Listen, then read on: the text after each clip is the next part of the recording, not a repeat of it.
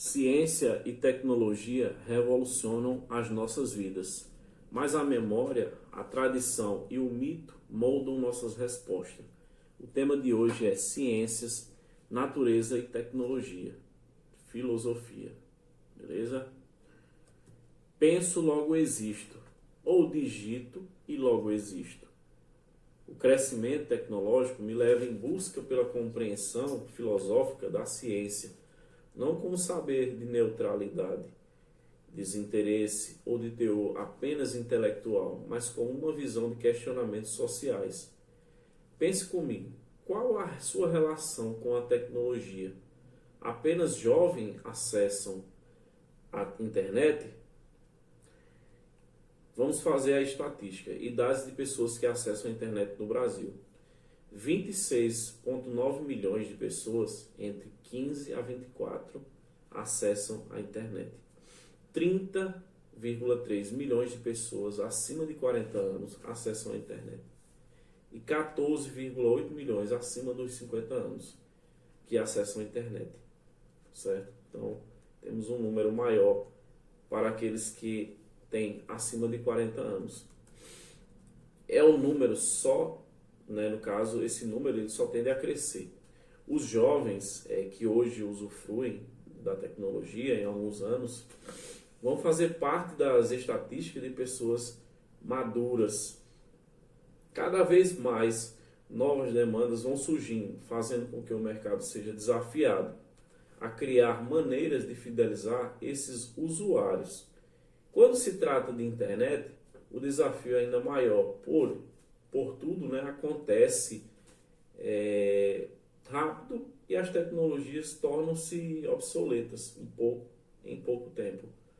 Vamos refletir a pergunta: você acha mesmo que a internet é coisa de jovem?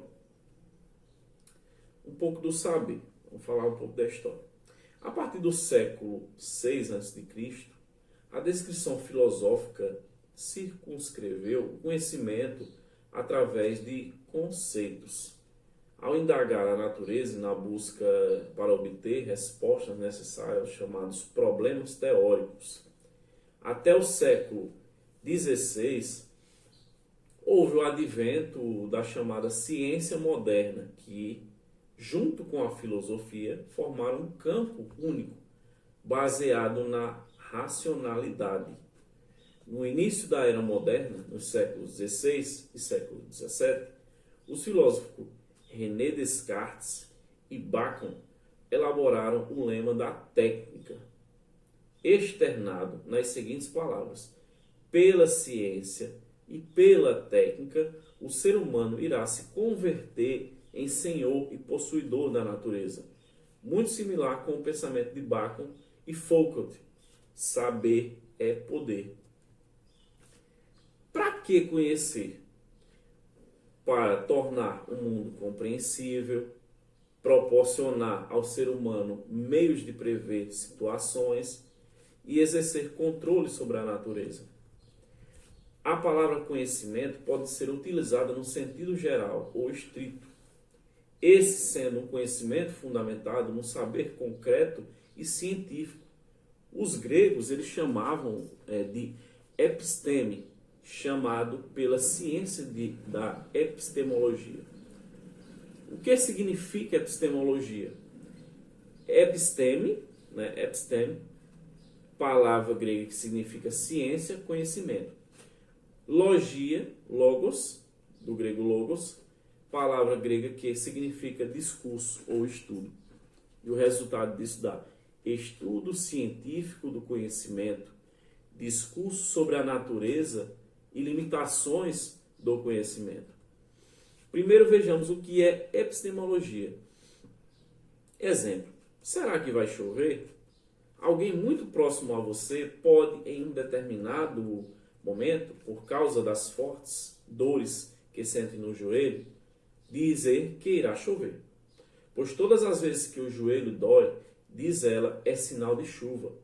Isso seria senso comum, pois não há evidências científicas para tal sintoma, né, da dor ser considerado um saber científico. O que eu acabei de falar é chamado de conhecimento empírico. beleza? Tenho certeza que irá chover. Outro exemplo. Por outro lado, você pode afirmar que em determinado momento poderá chover, por causa da sua observação das nuvens, do vento, que ao se comportarem de determinada forma, é possível que chova. Conhecimento fundamentado. O conhecimento científico em si, né, que é o método científico, ele é um conhecimento que vem de ter respaldado nas informações após serem averiguadas e comprovadas. Assim, cria-se probabilidades maiores de serem aceitas. Uma verdade científica é produto de vários estudos e análises realizadas por diversos cientistas e pesquisadores, certo? Há afinidades técnicas, né, de técnicas acuradas e profundas para saber, por exemplo, se algo do senso comum pode ser comprovado cientificamente. Exemplos de senso comum é tudo que sobe, desce, certo? Vou querer que vocês falem sobre o conhecimento científico. Um pouco mais do saber. O olhar através da técnica, né, como sendo um instrumento de forma de poder, foi desenvolvido por filósofos iluministas no século XVIII. Está aí a importância, né, da história para a filosofia, como sempre eu falo para vocês. Após fazerem uma ligação de tal visão à ideia do progresso, ao papel da liberdade, né, exercida pelo conhecimento, eles analisaram que, ao libertar o ser humano do obscurantismo, da ignorância, poderia transformá-lo em alguém racional e com liberdade, em algo que conserva a sua razão de ser. Surge assim o homem tecnológico. O lugar é o homem e o ponto de vista é ele também. O parâmetro é a ciência e a técnica, instrumento e meio de poder. Aqui temos a oportunidade de apreciar dois fatos interessantes. Primeiro, os critérios de avaliação dos comportamentos humanos que passam a ser atualizados pela ciência e substituem, aos poucos, todos os critérios alicerçados na religião e nos seus sistemas filosóficos. Segundo, com a tecnologia e seus avanços, de forma inesperada, aconteceu o contrário. O homem vem a se afastar da natureza. Mas aí vem o questionamento. Onde fica a filosofia nessa tempestade toda? No seu papel importante de articulação cultural com os demais saberes. Que valores são importantes na atividade científica? Que tal responder essas perguntas a partir de outra pergunta? Em meio aos complexos problemas que afligem a humanidade e todos os desafios existentes, seria a tecnologia o caminho para resolver todas essas questões? Marilena de Souza Chauli. Ela é uma escritora, filósofa brasileira, especialista na obra de Baruch Spinoza e professora emérita de Filosofia Política e Estética da Faculdade de Filosofia, né? E Letras das Ciências Humanas da Universidade de São Paulo. Vale a pena vocês pesquisarem sobre ela. Ela falou dessa forma. Os obstáculos epistemológicos foram ultrapassados e foi possível demonstrar que os fenômenos humanos são dotados de sentidos e de significação. Eles são históricos, têm leis próprias, são diferentes dos fenômenos naturais e podem ser tratados cientificamente. O resultado geral a que se chegou não é a existência das ciências humanas como um corpo teórico único e homogêneo. Ao contrário, elas apresentam diferentes visões, muitas vezes conflitantes entre si. Mesmo assim, estão consolidadas como um saber particular a respeito do ser humano, da sociedade e da história. Devemos ser cautelosos ao avaliar o sentido do valor do conhecimento científico. A reflexão filosófica pode ser de grande ajuda nessa tarefa, pois irá proporcionar, entre outras coisas, conceitos éticos e abrir a mente para o questionamento. Gostaria de citar 3 exemplos de valores científicos formados pela filosofia. Um deles é a imparcialidade, que apenas as teorias que possam, passar por rigorosos padrões de avaliação.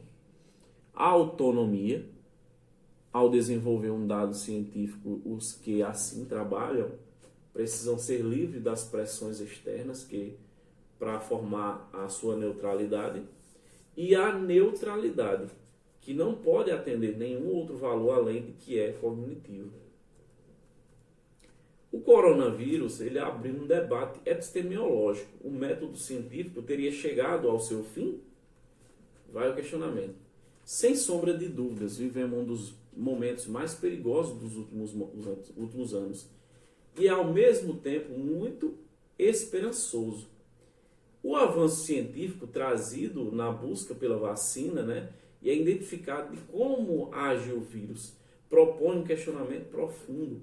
Saberemos utilizar todas essas pesquisas e ferramentas como sabedoria, ética e eficácia, antes que seja tarde demais.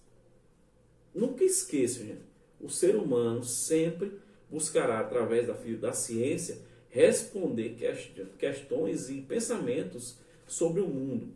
Como um viajante que nunca estará satisfeito com o lugar onde chegou, buscará sempre outro melhor. A filosofia e a ciência sempre serão maneiras únicas de entender, entre outras coisas, a natureza e como ela pode se transformar. Qual o caminho a seguir? Como ensinaram aos gregos através dos métodos? Um grande abraço, gente.